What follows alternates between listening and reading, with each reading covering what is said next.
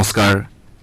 আকাশবাণী গুৱাহাটী কেন্দ্ৰৰ সন্ধিয়াৰ আঞ্চলিক বাতৰি পঢ়িছো পুলক গগৈয়ে আৰু মোৰ সৈতে আছে অৰুণিমা গোস্বামী এতিয়াৰ প্ৰধান বাতৰিসমূহ হৈছে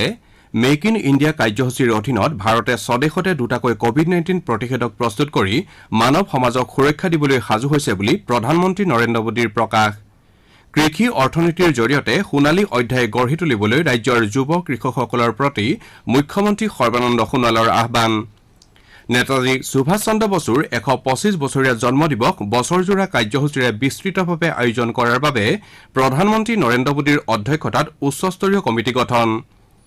দেশত কোভিডৰ নমুনা পৰীক্ষাৰ সংখ্যা 18 কোটি অতিক্ৰম ইফালে কোভিড-19ত আৰোগ্যৰ হাৰ 96.41% বৃদ্ধি আৰু সিডনীত অনুষ্ঠিত ভাৰত অষ্ট্ৰেলিয়াৰ মাজৰ তৃতীয়খন ক্ৰিকেট টেষ্টৰ আজি তৃতীয় দিনৰ শেষলৈ অষ্ট্ৰেলিয়াৰ ভাৰততকৈ 197 ৰানৰ অগ্ৰগতি এতিয়া শুনক বিতং বাতৰি প্ৰধানমন্ত্ৰী নৰেন্দ্ৰ মোদীয়ে কৈছে যে মেক ইন ইণ্ডিয়া কাৰ্যসূচীৰ অধীনত ভাৰতে স্বদেশতে দুটাকৈ কোভিড-19 প্ৰতিষেধক প্ৰস্তুত কৰি মানৱ সমাজক সুৰক্ষা দিবলৈ সাজু হৈছে ভাৰ্চুৱেল মাধ্যমেৰে আজি ষোড়শ প্ৰবাসী ভাৰতীয় দিৱস সন্মিলনত ভাষণ দি প্ৰধানমন্ত্ৰী আৰু কয় যে ভাৰতত তৈয়াৰী এই প্ৰতিষেধকে সমগ্ৰ বিশ্বকে লাভান্বিত কৰিব তেওঁ আৰু কয় যে প্ৰযুক্তি ব্যৱহাৰৰ দ্বাৰা ভাৰতৰ গৌৰৱ আৰু সংস্কৃতিক সমগ্ৰ বিশ্বলৈ সম্প্ৰসাৰণ কৰাৰ বাবে দেশৰ যুৱ সমাজে আগভাগ ল'ব লাগিব তেওঁ কয় যে ইণ্টাৰনেটে বিশ্বৰ বিভিন্ন প্ৰান্তৰ জনসাধাৰণক সংযোগ কৰিছে যদিও দেশবাসীৰ হৃদয় দেশৰ প্ৰতি থকা সমূহীয়া ভালপোৱাহে সংযোগ কৰি ৰাখিছে বিগত বছৰসমূহত প্ৰবাসী ভাৰতীয়সকলে সমাজৰ প্ৰতি তেওঁলোকৰ অকুণ্ঠ দায়বদ্ধতা প্ৰদৰ্শন কৰি নিজৰ পৰিচয় শক্তিশালী কৰি তুলিছে বুলিও প্ৰধানমন্ত্ৰীয়ে ভাষণ প্ৰসংগত উল্লেখ কৰে প্ৰধানমন্ত্ৰীয়ে কয় যে ভাৰততে থাকি অথবা দূৰৰ পৰাই প্ৰবাসী ভাৰতীয়সকলে কোভিড-19ৰ বিৰুদ্ধে চলাই থকা যুঁজখনলৈ অনন্য অৱদান আগবঢ়াই আহিছে প্ৰধানমন্ত্ৰীৰ পুঁজিলৈ তেওঁলোকে আগবঢ়োৱা বৃহৎ অৱদানে দেশৰ স্বাস্থ্য সেৱা শক্তিশালী কৰি তুলিছে বুলিও প্ৰধানমন্ত্ৰীয়ে মত পোষণ কৰে দেশ বৰ্তমান আত্মনিৰ্ভৰশীল ভাৰত নিৰ্মাণৰ দিশত আগবাঢ়িছে বুলি উল্লেখ কৰি প্ৰধানমন্ত্ৰীয়ে কয় যে প্ৰবাসী ভাৰতীয়সকলে ব্ৰেণ্ড ইণ্ডিয়াক শক্তিশালী কৰি তোলাত প্ৰয়োজনীয় ভূমিকা পালন কৰিব প্ৰধানমন্ত্ৰীয়ে কয় যে ভাৰতে শিক্ষা খণ্ডৰে পৰা প্ৰতিষ্ঠানলৈকে সকলো খণ্ডতে সামগ্ৰিক পৰিৱৰ্তন আনিবলৈ গাঁথনিগত সংস্কাৰ সাধন কৰিছে ভাৰতত তৈয়াৰী সামগ্ৰীক উৎসাহ দিয়াৰ বাবে দেশে উৎপাদনৰ লগত জড়িত বিভিন্ন কাৰ্যসূচী গ্ৰহণ কৰিছে আৰু এই কাৰ্যসূচীসমূহে কম সময়তে জনপ্ৰিয়তা লাভ কৰিছে বুলিও প্ৰধানমন্ত্ৰীয়ে প্ৰকাশ কৰে মুখ্যমন্ত্ৰী সৰ্বানন্দ সোণোৱালে কৃষি অৰ্থনীতিৰ জৰিয়তে সোণালী অধ্যায় গঢ় দিবলৈ ৰাজ্যৰ যুৱ কৃষকসকলৰ প্ৰতি আহ্বান জনাইছে আজি লখিমপুৰ জিলাৰ লালুক ক্ৰীড়া সন্থাৰ খেলপথাৰত আয়োজিত ৭ম যুৱ কৃষক মহোৎসৱত অংশ লৈ মুখ্যমন্ত্ৰী সৰ্বানন্দ সোণোৱালে এই আহ্বান জনায় অনুষ্ঠানত দিয়া ভাষণত মুখ্যমন্ত্ৰীয়ে কয় যে অসম চৰকাৰে ৰাজ্যখনৰ ৫৭ লাখ কৃষক পৰিয়ালক উপকৃত কৰিব পৰাকৈ বিভিন্ন আঁচনি ৰূপায়ণ কৰিছে মুখ্যমন্ত্ৰীৰ সমগ্ৰ গ্ৰাম্য উন্নয়ন যোজনাৰ জৰিয়তে ট্ৰেক্টৰ প্ৰদান মুখ্যমন্ত্ৰী কৃষি সা-সঁজুলি যোজনাৰ জৰিয়তে কৃষিৰ সা-সঁজুলি ক্ৰয়ৰ বাবে ৫,০০০ টকাকৈ প্ৰদানকে ধৰি বিভিন্ন আঁচনিৰ দ্বাৰা কৃষকৰ উপাৰ্জন ২০২২ চনৰ ভিতৰত দুগুণলৈ বৃদ্ধি কৰাৰ লক্ষ্য লোৱা হৈছে অৰ্কিড ইণ্ডিয়াৰ উদ্যোগত আয়োজিত এই যুৱ কৃষক মহোৎসৱত দিয়া ভাষণত মুখ্যমন্ত্ৰীয়ে লগতে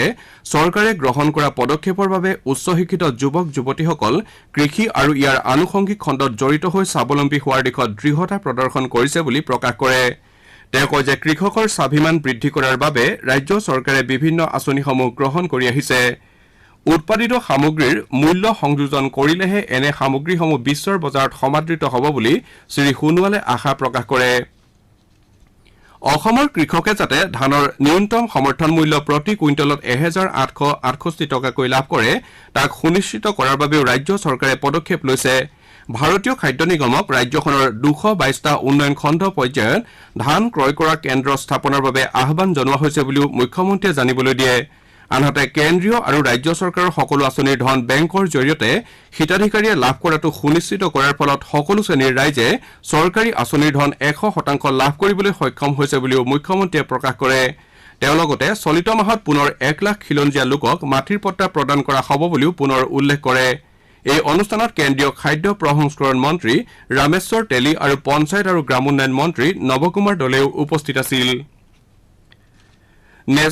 নেতাজী সুভাষ চন্দ্ৰ বসুৰ 125 বছৰীয়া জন্মদিবস বিস্তৃত কাৰ্যসূচীৰে আয়োজন কৰাৰ বাবে প্ৰধানমন্ত্ৰী নৰেন্দ্ৰ মোদীৰ অধ্যক্ষতাত এখন উচ্চস্তৰীয় কমিটি গঠন কৰা হৈছে কেন্দ্ৰীয় সাংস্কৃতিক মন্ত্ৰালয়ে আজি প্ৰকাশ কৰা মতে এই উচ্চস্তৰীয় কমিটিখনে অহা 23 জানুৱাৰীৰ পৰা এবছৰৰ বাবে পালন কৰিবলগীয়া জন্মদিৱসৰ বিভিন্ন কাৰ্যসূচীৰ বিষয়ে সিদ্ধান্ত গ্ৰহণ কৰিব এই কমিটিখনত ভালেকেইগৰাকী বিশিষ্ট নাগৰিক ইতিহাসবিদ বিশেষজ্ঞ আৰু নেতাজী সুভাষ চন্দ্ৰ বসুৰ পৰিয়ালৰ সদস্যৰ লগতে আজাদ হিন্দ ফৌজৰ সৈতে জড়িত ব্যক্তিকো অন্তৰ্ভুক্ত কৰা হৈছে প্ৰধানমন্ত্ৰী নৰেন্দ্ৰ মোদীয়ে অহা সোমবাৰে কোভিড প্ৰতিষেধক টীকাকৰণৰ সন্দৰ্ভত ৰাজ্যসমূহৰ মুখ্যমন্ত্ৰীসকলৰ সৈতে ভিডিঅ' কনফাৰেন্সিং মাধ্যমেৰে মত বিনিময় কৰিব উল্লেখযোগ্য যে অচিৰেই দেশত কোভিড প্ৰতিষেধক টীকাকৰণ আৰম্ভ কৰাৰ বাবে সকলো প্ৰস্তুতি প্ৰায় সম্পূৰ্ণ হৈ উঠিছে 3 ডিচেম্বৰত দেশীয়ভাৱে উদ্ভাৱন কৰা দুটা কোভিড-19 প্ৰতিষেধকৰ টীকাকৰণৰ বাবে অনুমোদন জনোৱাৰ পাছত 10 দিনৰ ভিতৰত এই টীকাকৰণ আৰম্ভ কৰা হ'ব বুলি কেন্দ্ৰীয় স্বাস্থ্য মন্ত্ৰালয়ে ইতিমধ্যে ঘোষণা কৰিছে ইফালে কৰোনা ভাইৰাছৰ টীকাকৰণ প্ৰক্ৰিয়াত যাতে কোনো ধৰণৰ ত্ৰুটি নাথাকে তাৰ বাবে সমগ্ৰ দেশৰ লগতে অসমতো কেন্দ্ৰীয় চৰকাৰে প্ৰতিষেধকৰ ড্ৰাই ৰান সম্পন্ন কৰিছে প্ৰধানমন্ত্ৰী নৰেন্দ্ৰ মোদীয়ে কালি কোভিড-19ৰ পৰৱৰ্তী বিশ্বত ভাৰতৰ অৰ্থনৈতিক কাৰ্যসূচী প্ৰস্তুত কৰাৰ উদ্দেশ্যে দেশৰ আগশাৰীৰ অৰ্থনীতিবিদসকলৰ সৈতে মত বিনিময় কৰে নীতি আয়োগে আয়োজন কৰা এই বৈঠকত অংশগ্ৰহণ কৰা সকলো অৰ্থনীতিবিদে ক্ষীপ্ৰ বিকাশ সাধনৰ ক্ষেত্ৰত আশা কৰা সময়ৰ পূৰ্বে অৰ্থনীতিয়ে শক্তিশালী ৰূপত পুনৰুদ্ধাৰ হোৱাৰ সংকেত বহন কৰিছে বুলি মত পোষণ কৰে প্ৰধানমন্ত্ৰীয়ে অৰ্থনীতিবিদসকলে আগবঢ়োৱা পৰামৰ্শৰ শলাগ লয় আৰু ৰাষ্ট্ৰীয় উন্নয়ন কাৰ্যসূচী প্ৰস্তুত কৰাৰ ক্ষেত্ৰত এনে আলোচনাৰ গুৰুত্বত আলোকপাত কৰে তেওঁ কয় যে কৰোনা মহামাৰী আৰু এই মহামাৰীৰ নিয়ন্ত্ৰণৰ ব্যৱস্থাপনাৰ সৈতে জড়িত লোকসকলৰ বাবে ন প্ৰত্যাহ্বানৰ সৃষ্টি হৈছে শ্ৰী মোদীয়ে দৃঢ়তাৰে কয় যে চৰকাৰে বিত্তীয় উদগনিৰ লগতে সংস্কাৰভিত্তিক উদগনি প্ৰদানৰ বাবে চেষ্টা চলাইছে আৰু কৃষি বাণিজ্য কয়লা খনন আৰু শ্ৰম আইনৰ ঐতিহাসিক সংস্কাৰৰ ৰূপত ইয়াৰ প্ৰতিফলন দেখিবলৈ পোৱা গৈছে প্ৰধানমন্ত্ৰীয়ে আত্মনিৰ্ভৰ ভাৰত অভিযানৰ বাবে নিজৰ পৰিকল্পনাৰ কথা উল্লেখ কৰে তেওঁ কয় যে বিশ্বৰ বিভিন্ন প্ৰান্তত মন্দাৱস্থা দেখা দিয়া সত্ত্বেও এপ্ৰিল আৰু অক্টোবৰ মাহৰ মাজৰ সময়ছোৱাত দেশত প্ৰত্যক্ষ বিদেশী বিনিয়োগ 11% বৃদ্ধি হৈছে আপোনালোকে সন্ধিয়াৰ আঞ্চলিক বাতৰি শুনিছে আকাশবাণী গুৱাহাটী কেন্দ্ৰৰ পৰা এতিয়া পৰৱৰ্তী বাতৰি শুনক অৰুণিমা গোস্বামীৰ পৰা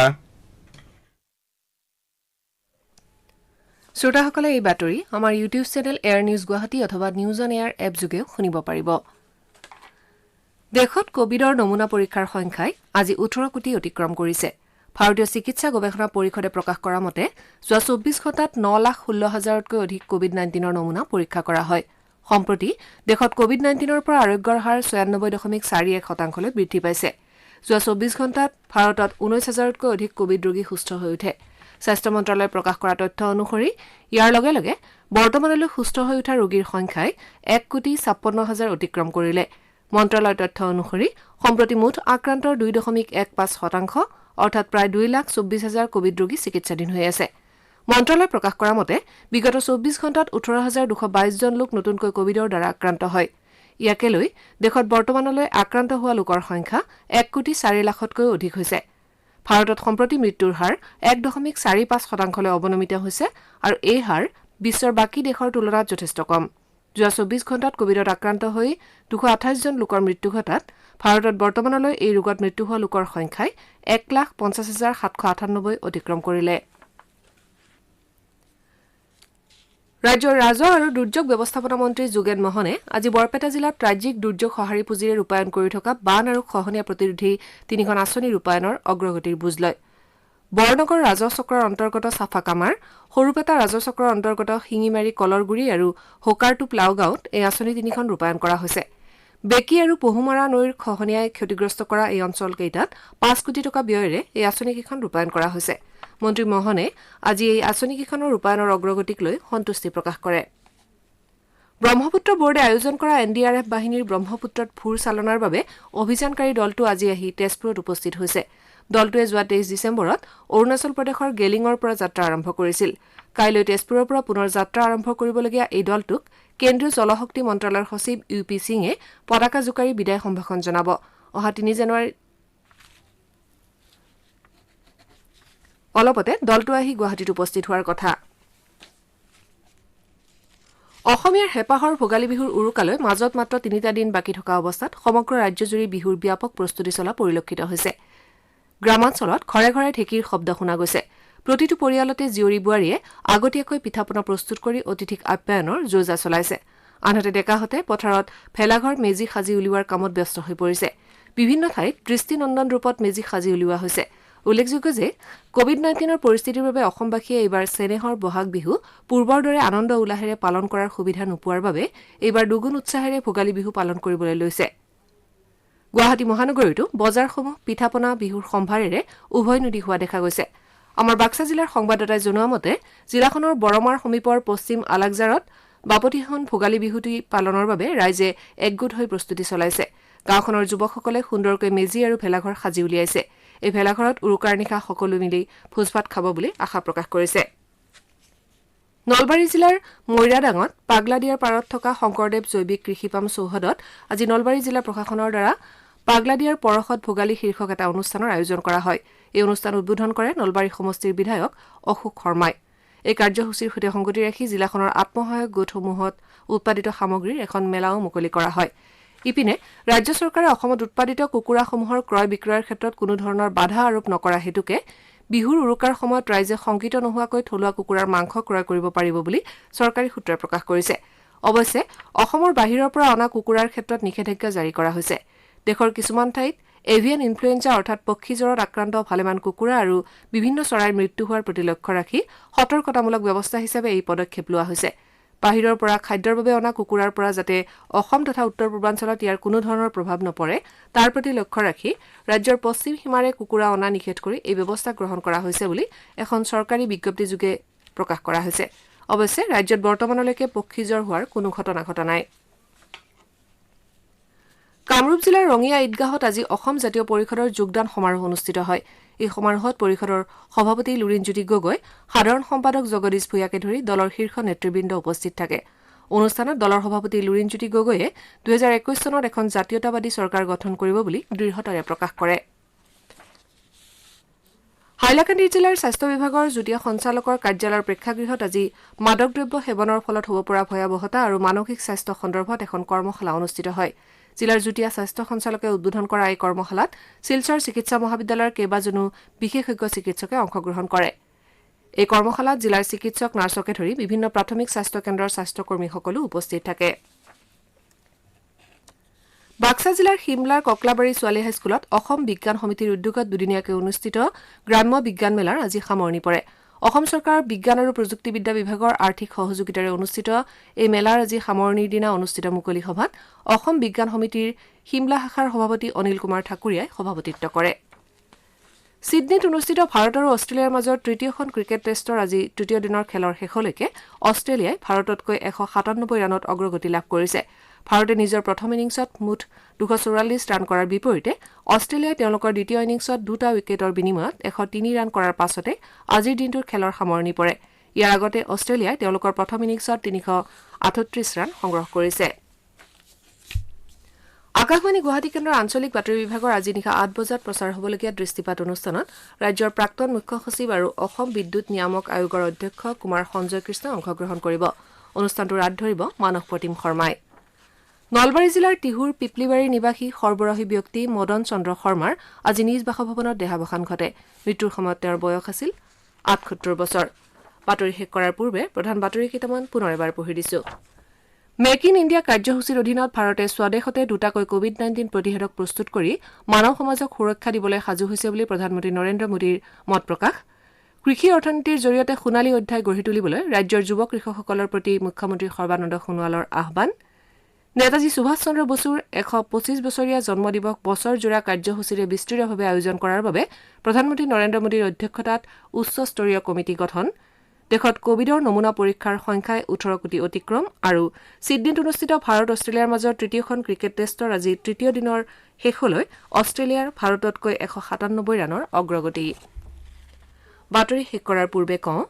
মাস্ক পৰিধান কৰক, হাত ধুৱক, পৰস্পৰৰ মাজত কমেও 2 গজ দূৰত্ব বজাই ৰাখক, কোভিডক পৰাজিত কৰক। আমাৰ এতিয়াৰ আঞ্চলিক বাতৰি ইমানতে অন্ত পৰিল।